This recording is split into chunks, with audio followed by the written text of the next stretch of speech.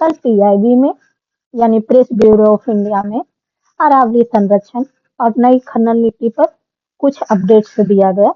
तो चलिए आज हम जानते हैं कि आखिर ये अरावली संरक्षण और नई खनन नीति क्या है।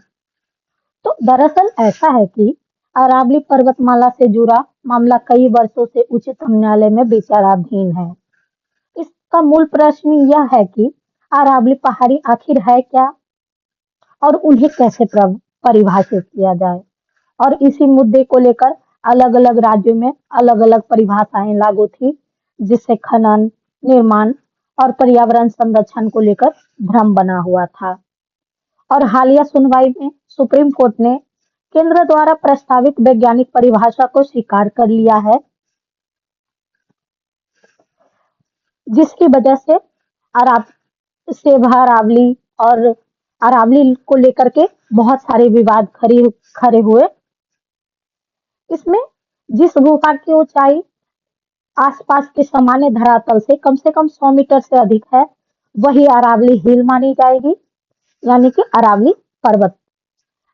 यदि दो या अधिक पहाड़ियां 100 मीटर के यदि दो से अधिक पहाड़ियां 500 मीटर के दायरे में हो तो उन्हें अरावली रेंज कहा जाएगा। ये दो परिभाषाएं दी गई। सरकार का तर्क यह है कि इससे पूरे देश में एक सामान्य और स्पष्ट परिभाषाएं लागू होंगी।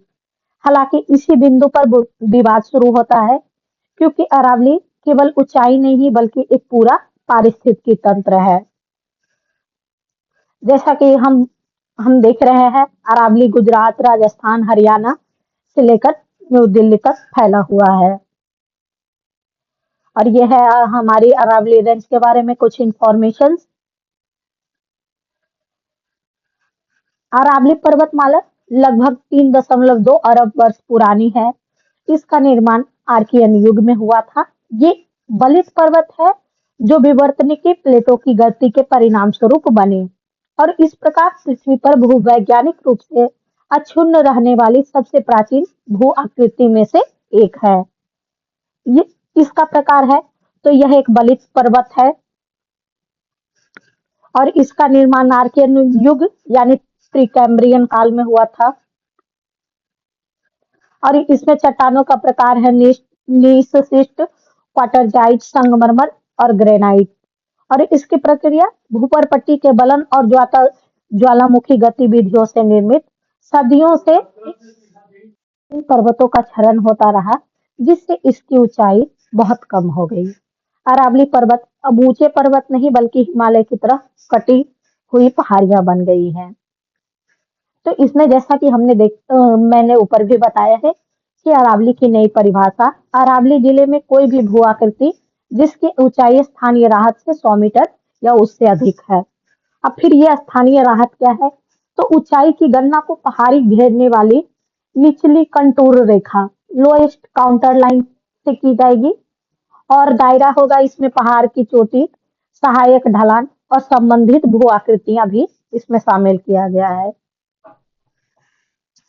वहीं अरावली रेंज दो या दो से अधिक पहाड़ियां जो एक दूसरे को 500 मीटर के दायरे में स्थित हो और बफर जोन, पहाड़ियों के बीच स्थित बफर पॉलीगॉन बनाकर सुरक्षित किया जाएगा। और इसका महत्व है, यह घाटी, बीच के ढलान और वन्यजीव गलियारों की अखंडता की रक्षा करता है। आइए हम जानते हैं कि इससे राजस्थान को हानि क्या होगी। उपलब्ध सरकारी और तकनीकी अध्ययन के अनुसार राजस्थान में मौजूदा अरावली पहाड़ियों में से लगभग 90% पहाड़ियां 100 मीटर की ऊंचाई की शर्त को पूरा नहीं करती है। इसका सीधा अर्थ यह है कि अरावली की केवल 8 से 10% पहाड़ी ही अरावली की कानूनी परिभाषा में आएगी और करीब 90% पहाड़ियां कानूनी संरक्षण से बाहर हो सकती है। यह तथ्य इसलिए बेहद गंभीर है क्योंकि अरावली का सबसे बड़ा हिस्सा राजस्थान में स्थित है और ये छोटी और मध्यम ऊंचाई वाली पहाड़ियां हैं जो वर्षा जल को रोकती है, भूजल पुनर्भरण करती है, धूल भरी आंधियों से राजस्थान का बचाव करती है और थार रेगिस्तान के फैलाव में बाधा बनाती है।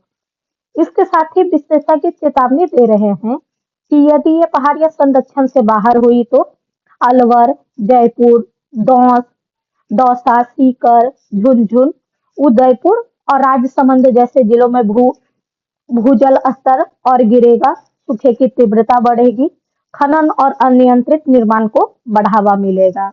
राजस्थान पहले ही जल संकट ग्रस्त राज्य है। ऐसे में अरावली का कमजोर होना केवल पर्यावरणीय नहीं बल्कि आर्थिक और सामाजिक और स्वास्थ्य संकट को भी जन्म देगा। अब यह भी समझना जरूरी है कि यह लड़ाई केवल अदालत या सरकार की नहीं बल्कि यह लड़ाई आम समाज की है। यदि अरावली कागजों से मिटाई जा रही है तो कल किसानों के खेत सूखेंगे, शहरों में पानी महंगा होगा, बच्चों को प्रदूषित हवा विरासत में मिलेगी और सबसे खतरनाक बात यह है कि अरावली का नुकसान वापस सुधारने वाला नहीं है। एक बार पहाड़ कटे तो जलधाराएं टूटी, जंगल नष्ट हुए और उन्हें वापस लाने में सदियों लग जाती है क्योंकि उनकी भरपाई बहुत जल्दी नहीं हो सकती है। इसलिए अब चुप रहना तटस्थता नहीं बल्कि भविष्य के खिलाफ खड़ा होना है।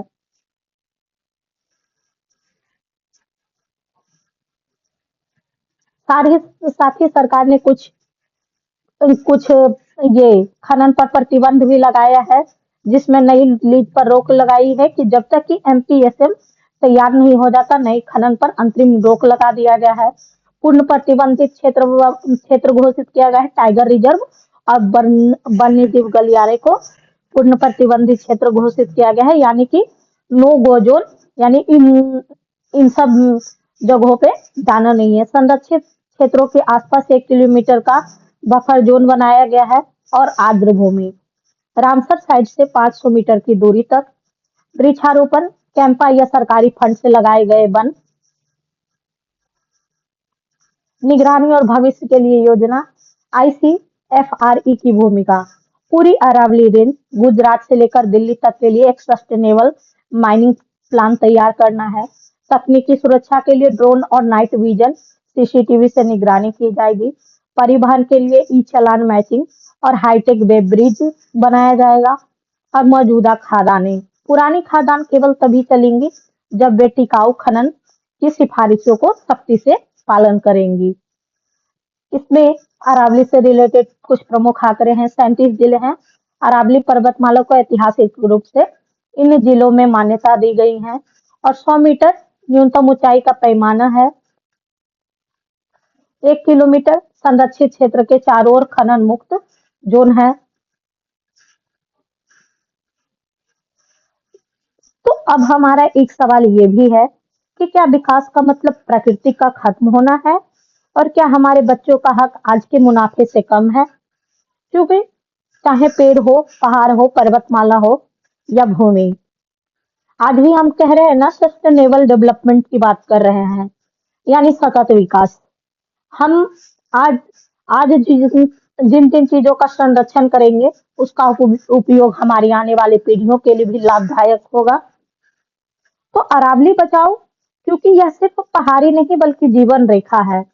अगर अरावली बचेगी तभी राजस्थान बचेगा और अगर आवाज उठी तभी कल सुरक्षित होगा। क्योंकि अरावली है तो अरावली से राजस्थान का आज और कल भी है। Thank you. मुझे आज की इस वीडियो में इतना ही कहना था। मुझे उम्मीद है मैंने पूरी कोशिश के साथ इस टॉपिक को कंप्लीट किया है। Thank you for watching.